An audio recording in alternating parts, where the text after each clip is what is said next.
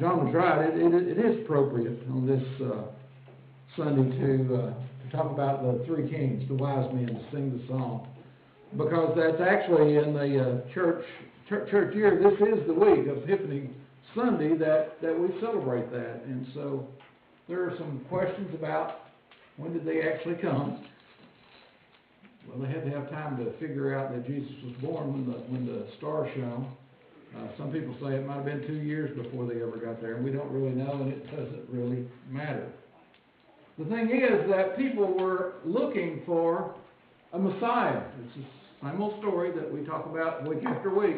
People were looking for a Messiah, and they had been looking for some time, because we go back into Isaiah chapter 60, verses 1 through 6, and it tells us in there that they were searching for a better day. Remember, Isaiah and all those prophets were talking during the time of oppression from Assyria and then Babylon, and so times were not always good for them. And so chapter 60 begins, "Arise, shine, for your light has come, and the glory of the Lord rises upon you. See, darkness covers the earth, and thick darkness is over the peoples." You ever been there? You ever been there where you just felt like it was dark and that there was no hope and things were bad? But the Lord rises upon you, and His glory appears over you.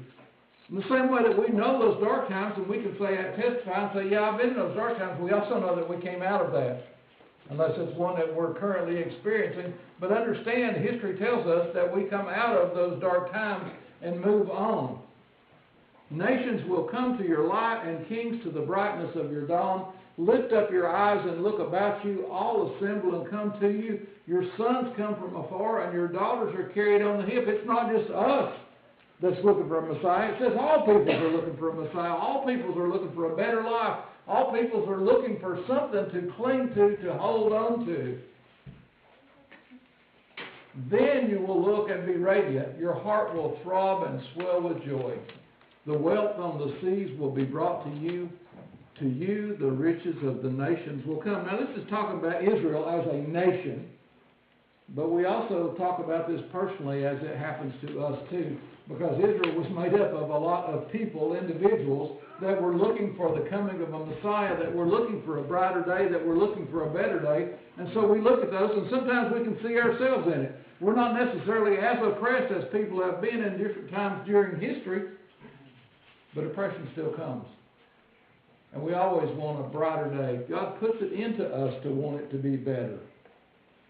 Part of God's Spirit is to say we need to be looking for something better. We need to be looking for a brighter day. It's survival of the species. If we never look for something to be better, if we never tried to improve anything, then we would fail as a civilization.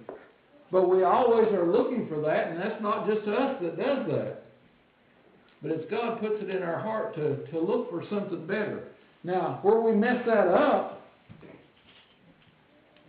when we start looking for something better, is we decide what it is that we're supposed to be looking for, and that gets us in trouble. That sends us off on a tangent somewhere, and we begin to look for wealth or power or fame or you name it. But what God wants us to do is to look for a better community. He wants us, that's why the church was created, is to have a way for all people to draw towards God, not just individuals. And so we're part of that.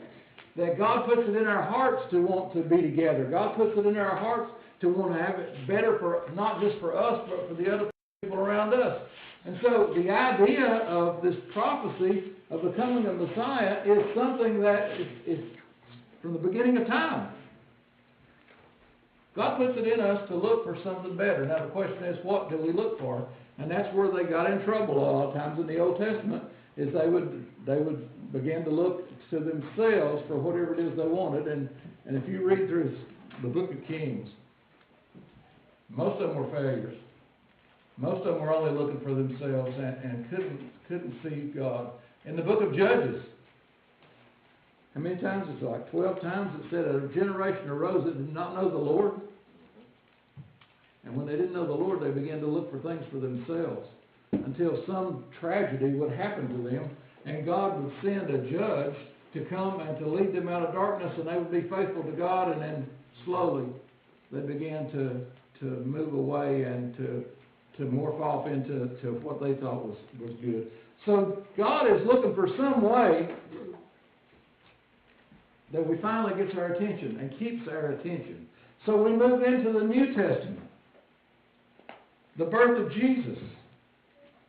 The fulfillment of that Messiah. Did people understand that Jesus was the fulfillment of the Messiah? No, they didn't really have their hearts set on Him and peace and love and taking care of your neighbor. They wanted to be powerful. They wanted to be mighty.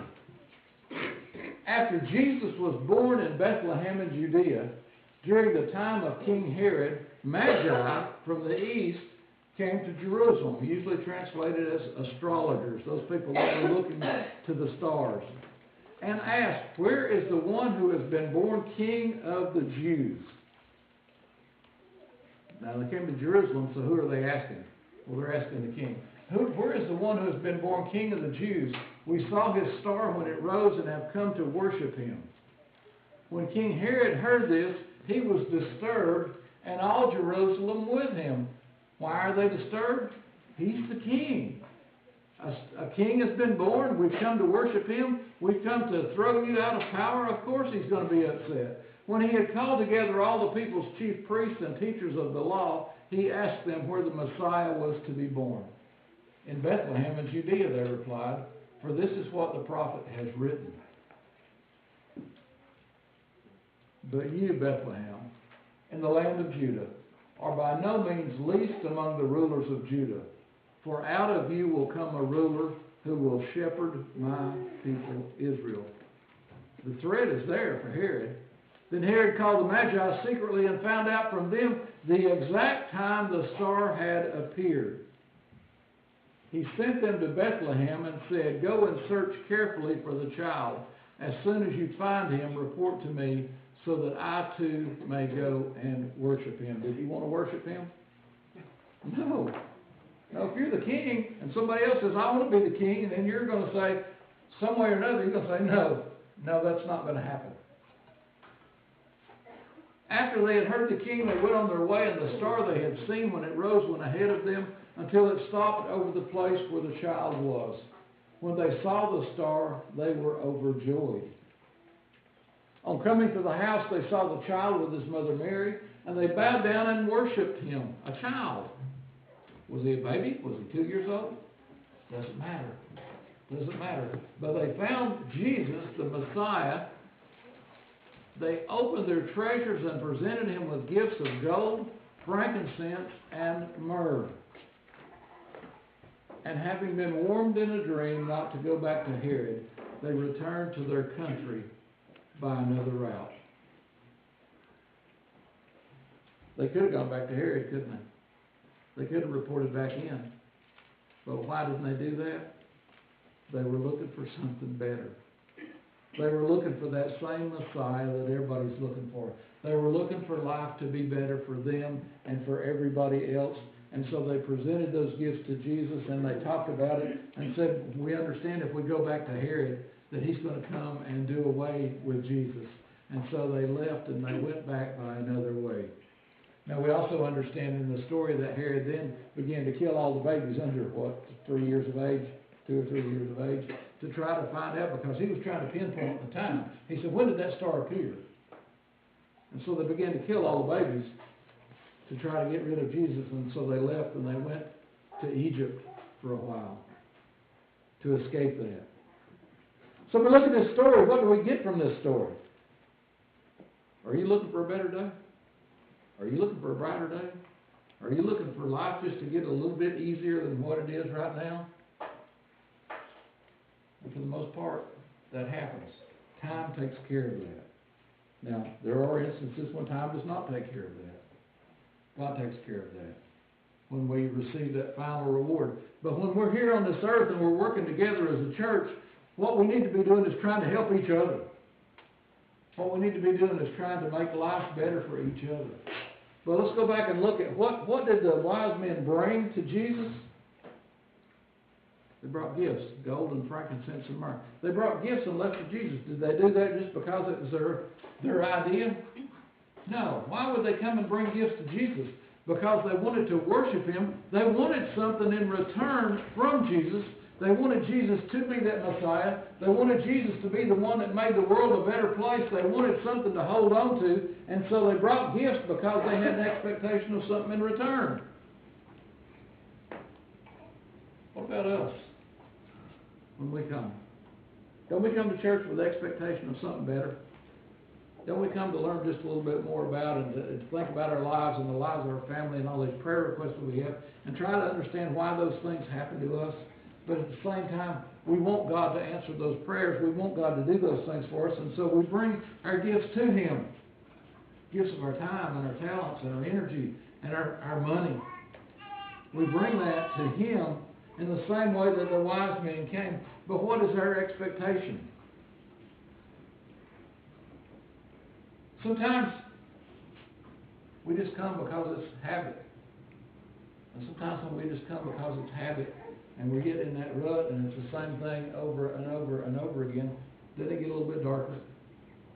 It's like, what's the purpose? What's the use? But us as Christians, us as humans, have it in us to look for something better in this life. And so we come as a church together to try to make life better for ourselves and for the people around us. And hopefully we spend more time trying to make it better for the people around us than for us ourselves.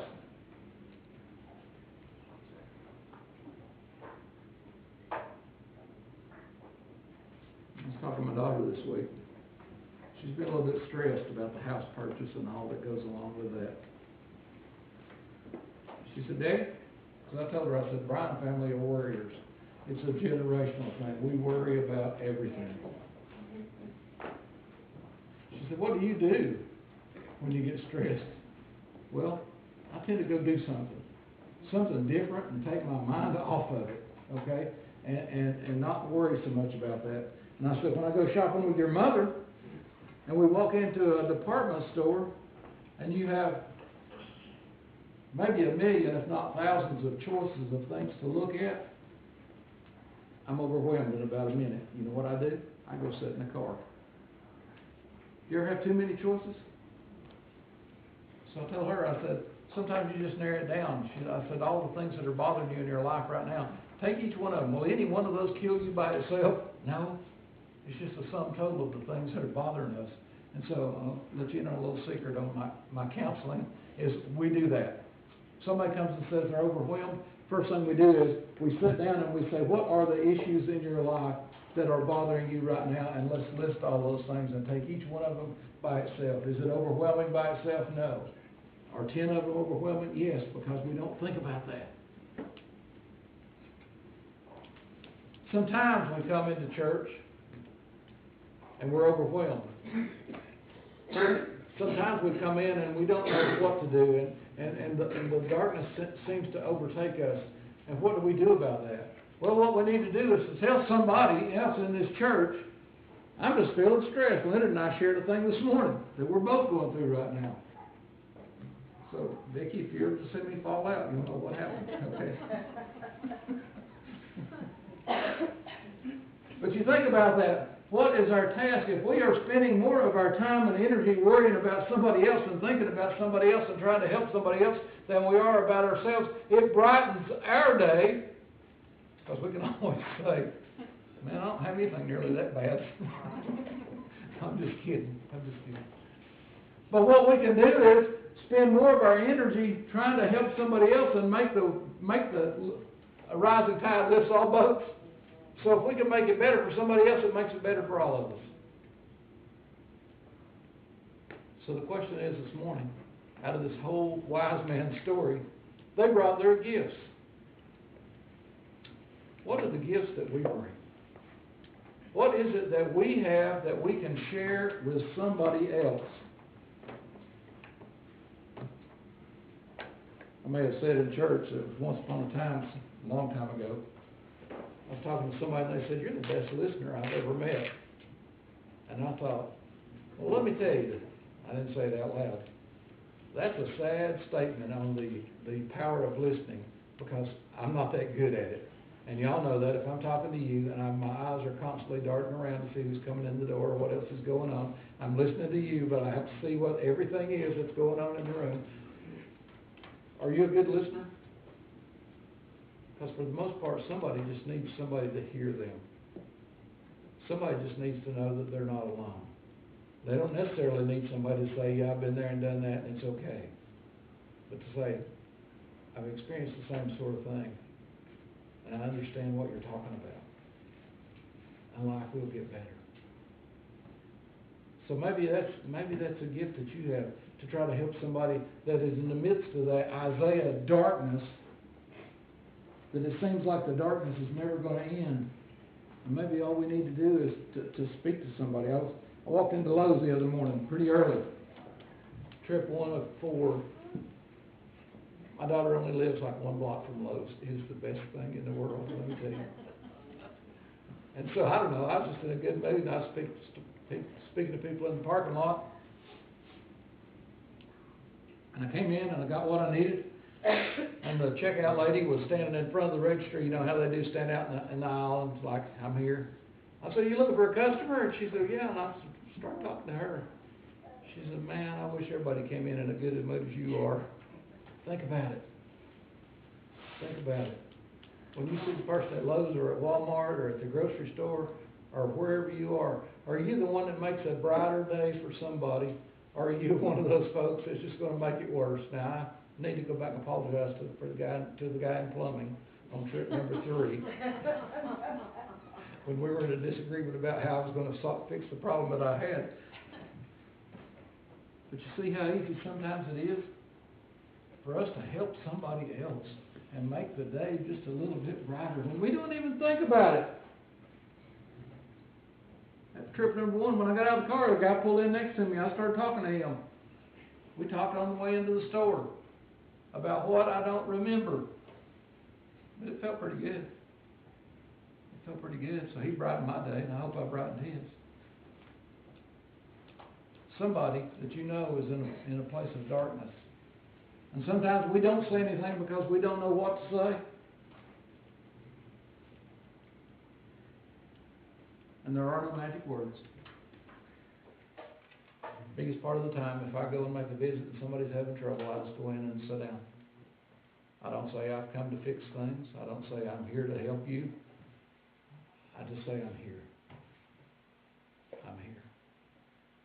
Are you willing to help somebody through the dark time in their life?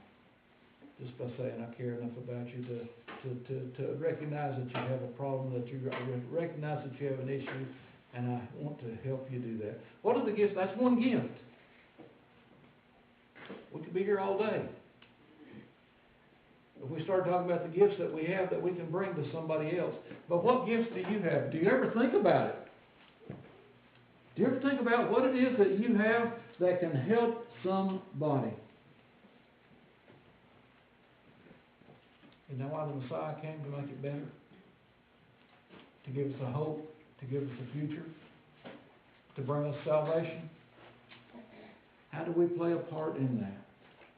We play a part in that by presenting our gifts, sometimes not in the offering plate, but in the Walmart or at Lowe's. Sometimes we present our gifts by talking to somebody that we know they're having a hard time. And the world becomes a little bit better. And the darkness seems to dissipate some, maybe not completely. But we have the opportunity to recognize that we come to receive from Jesus, but we come to offer what we have to Him, wherever that takes place. First of all, we need to realize that we have a gift.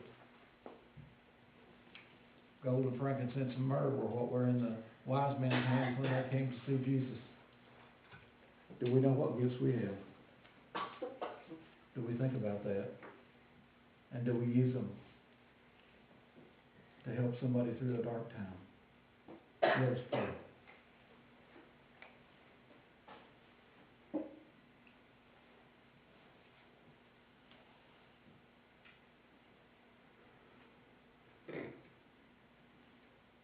Lord, we all encounter darkness.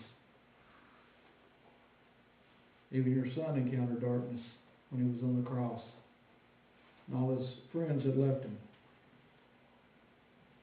But we know a brighter day comes.